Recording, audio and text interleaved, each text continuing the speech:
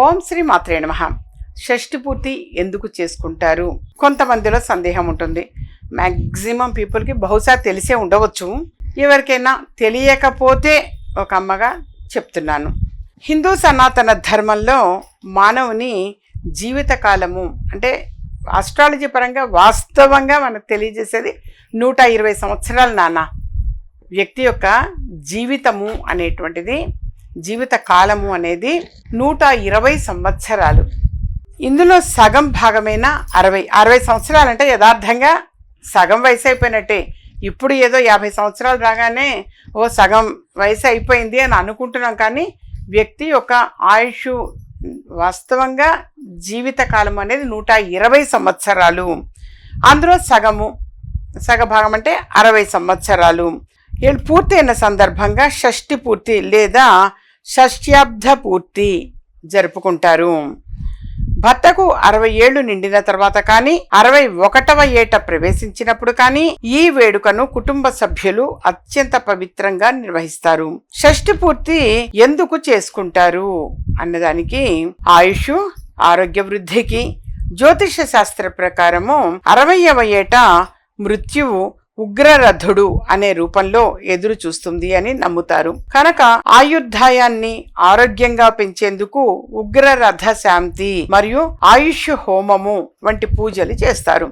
ఈ వయసులో చేసే హోమాలు, జలాభిషేకాలు పూర్వజన్మ పాపాలను తొలగించి దంపతులకి మనశ్శాంతిని చేకూరుస్తాయి అని నమ్ముతారు. ఆధ్యాత్మిక జీవనం 60 ఏళ్లు వచ్చాయి అంటే సంసారిక బాధ్యతలు తీరిపోయి మనస్సును ఆధ్యాత్మికం వైపు మళ్లించడానికి ఇది సరైన సమయంగా భావిస్తారు. దాంపత్య బలోపేతం అనేది ఈ వేడుకలో భాగంగా దంపతులు మళ్ళీ ఒకసారి దండలు మార్చుకొని 7 అడుగులు నడిచి వివాహ బంధాన్ని పునరుద్ధరించుకుంటారు.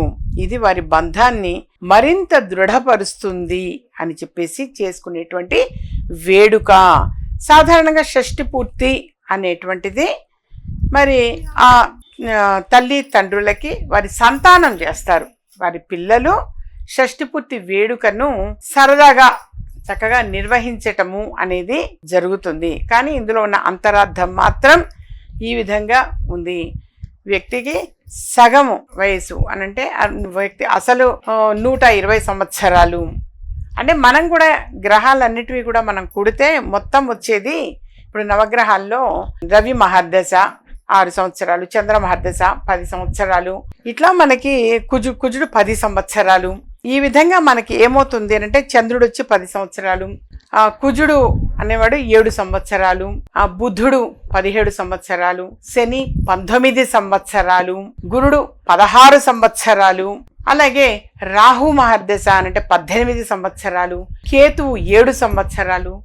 ఈ విధంగా ఇవన్నిటినీ కూడా ఈ మహర్దశలు ఇవన్నిటినీ కూడా ఈ సంవత్సరాలన్నీ కూడితే 120 సంవత్సరాలు. ఈ 120 సంవత్సరాల్లో ఈ గ్రహాలన్నీ కూడా ఈ 9 గ్రహాలు కూడా యథార్థంగా అవి రొటేట్ అవుతూ ఉంటాయి నాన్న. అందరికీ కూడా ఇప్పుడు ఈ మహర్దశ అయిపోయింది, ఇప్పుడు చంద్ర మహర్దశ అయిపోయింది, నెక్స్ట్ కుజుడు వస్తున్నాడు, వీడు వెళ్ళిపోయిన తర్వాత ఈ మహర్దశ వస్తుంది. ఇవన్నీ కూడా మనకి ఒక మహర్దశ తర్వాత ఇంకొక మహర్దశ రావటం, ఇవన్నిటినీ కూడా మనం కూడామనంటే 120 సంవత్సరాలు వస్తాయి. సో ఒక వ్యక్తి యొక్క ఆయుష్ అనేది 120 సంవత్సరాలు. యథార్థంగా 120 సంవత్సరాలు అంటే ఎగ్జాంపుల్గా చెప్పాను.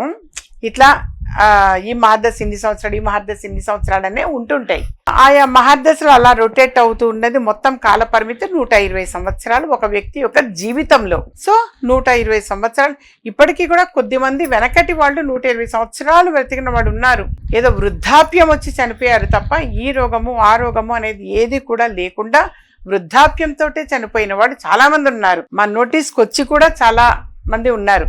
ఆ విధంగా సంపూర్ణ ఆరోగ్యంగా ఉండటము అనంటే యథార్థంగా అది ఆరోగ్యవంతులు అవ్వడము. 115 సంవత్సరాలు, 120 సంవత్సరాలు. మా నోటీస్కి 100% అంటే 100 years ప్లస్ ఉన్నవాడు చాలా మంది ఉన్నారు నాన్న. ఉన్నారు. ఎలాంటి అనారోగ్యం లేకుండా ఉన్నవాడు చాలా మంది ఉన్నారు.